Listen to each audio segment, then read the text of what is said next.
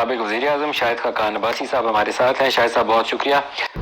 دوستو یہ ہیں شاہد خاقان عباسی. آئیں دیکھتے ہیں کیا کہیں. آپ نئی سیاسی جماعت کا جلد اعلان کریں گے, کیا اس کے اوپر اپڈیٹ ہے؟ الیکشن کمیشن میں کیا بات ہوئی؟ نہیں دیکھیں, ایک پولیٹیکل انیشیٹو تو ایک کام تو ہو رہا ہے. سیاسی جماعت میں نے پہلے بھی کہا تھا بننی اسپیس بھی ہے, بننی بھی چاہیے, اس پہ ہم کام کر رہے ہیں.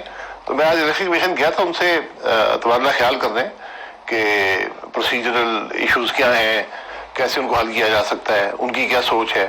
تو یہ ایک انٹریکشن تھا. کیا طریقہ کار کے اوپر بات ہوگی تو کب تک اس کو لانچ کریں گے؟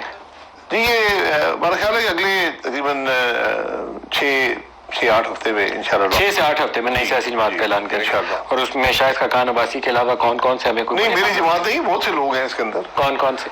وہ تو آپ کے نام سامنے آ جائیں گے. بہرحال جو نام تو بولے نا. جو کور ایشو ہیں وہ مسوا کھوکر صاحب ہیں, مفتاح اسماعیل صاحب ہیں, لشکری رسانی صاحب سے بھی بات ہوئی ہے, خواجہ ہوتی صاحب ہیں. اس طرح کے دو دوست ہیں جو کریڈیبل انٹیگریٹی والے لوگ ہیں.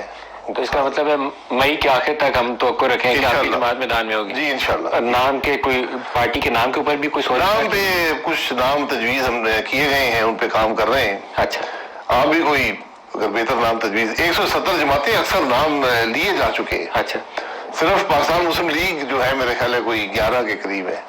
تو آپ نے یہ بھی سوچا ہے کہ کوئی مسلم لیگ کا ہی کوئی نیا چیپٹر, جیسے نواز شریف نے نون لگایا ہوا ہے, آپ بھی کچھ ایسا سوچا؟ نہیں یہ کنسیڈر ہوا تھا, لیکن ہم نے کہا نہیں, تھوڑی اس میں جدت ہونی چاہیے نا. یا جنرل مشرف صاحب نے ایک وہ آل پاکستان مسلم لیگ بنائی تھی, اس طرح کا بھی آئیڈیا؟ جی عوامی مسلم لیگ بھی ہے. جی عوامی مسلم لیگ تو شیخ صاحب کے پاس. جی جی کافی ہے.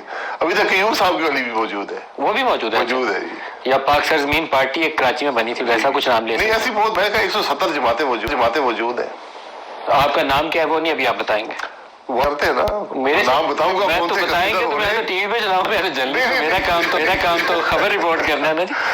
نہیں آپ کا, میرے سے آپ نے مشورہ کیا تو خبر چل جائے گی ٹی وی پہ.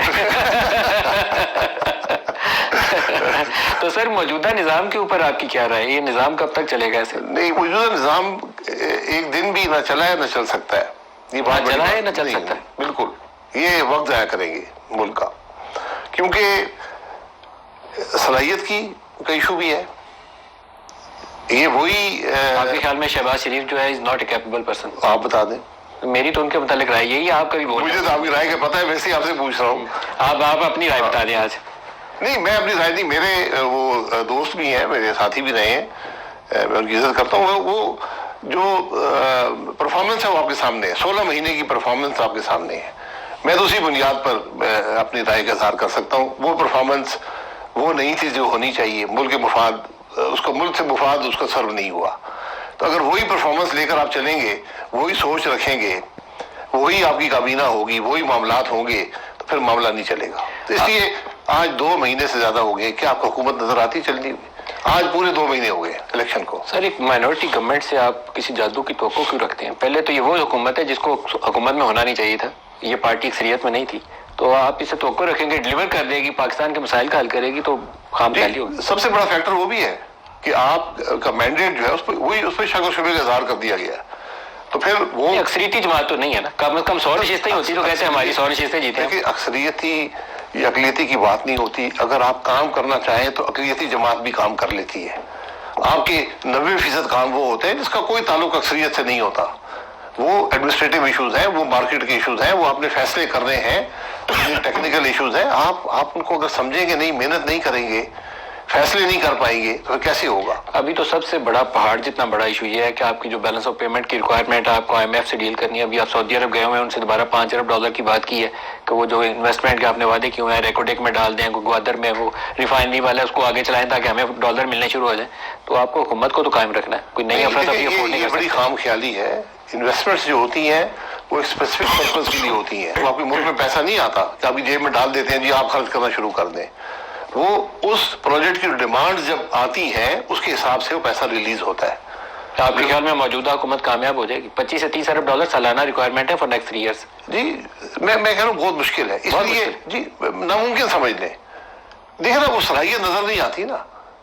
ناممکن آپ کہیں گے تو پھر تو چانسز کم ہو جاتے. میں آپ کے سامنے رکھ دیتا ہوں, پاکستان کو بھی تو آگے چلانا. اگر مینڈیٹ بھی تھی تو پھر اس کے لیے آپ کو اپنے معاملات کو بدلنا پڑے گا. کیا کرنا پڑے گا؟ آپ کو مینڈیٹ کا احترام کریں. نہیں اگر چلے آپ نے جو بھی ہو گیا, اب سب کو اکٹھا بیٹھنا پڑے گا. یہ تفریق جو ہے یہ انتشار جو سیاسی انتشار ہے یہ نہیں چلے گا. پھر آپ انویسٹمنٹ کی بات کرتے ہیں.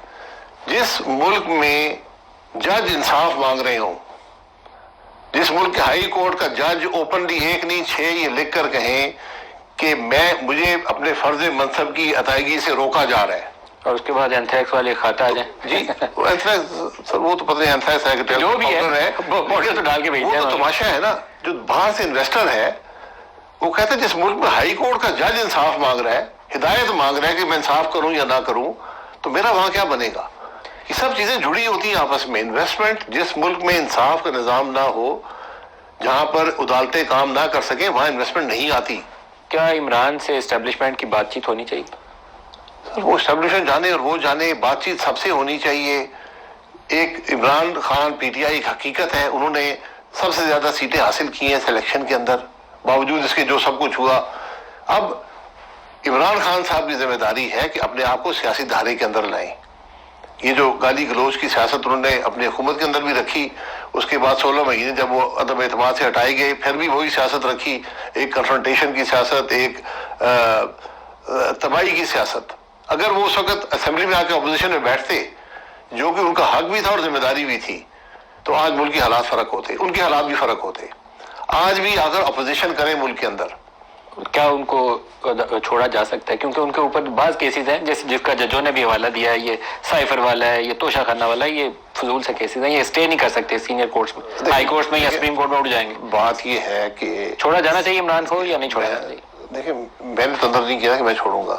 بات یہ ہے کہ آپ کی جوڈیشری نے فیصلہ کیا نا, میں وہی اسی بات پہ آ رہا ہوں. جب آپ انصاف کے نظام میں مداخلت کریں گے, جب آپ جعلی فیصلے دلوائیں گے, میاں نواز شریف کا کیس آپ کے سامنے ہے.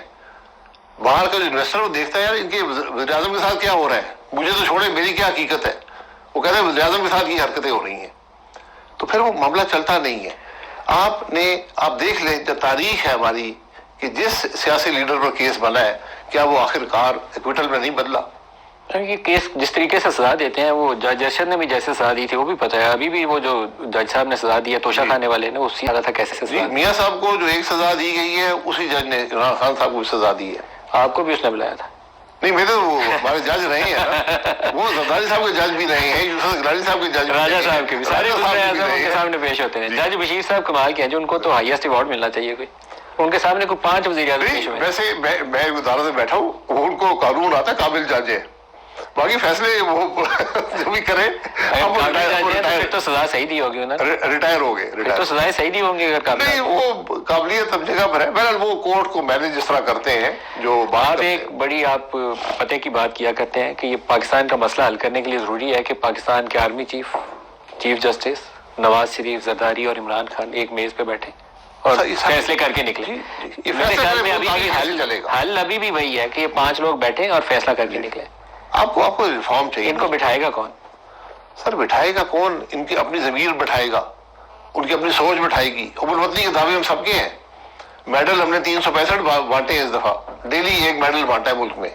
حالانکہ مجھ سے آپ پوچھیں پاکستان میں کوئی شخص میڈل کا اہل نہیں ہے, حقدار نہیں ہے. جہاں پر ہمارا ملک پہنچ گیا ہے یہاں تو میڈل واپس لینے چاہیے سب سے. ہم میڈل بانٹ رہے ہیں. تجویز پیش کریں نا. نہیں میں تجویز, دیکھیں آپ نے دے دیے, آپ کو مبارک ہو. اور جب آپ اس طرح میڈل بانٹتے ہیں ان کی حیثیت کوئی نہیں رہتی. میں اس کے بعد آپ کو سنا دوں گا ضیاء الحق صاحب کے زمانے میں. یہ بہت سے لوگوں نے اس پہ سوال کیا ہے, جو اس دفعہ آپ لوگوں نے میڈل بانٹے ہیں تو اس کے اوپر سوال بہت سے لوگوں نے کیا.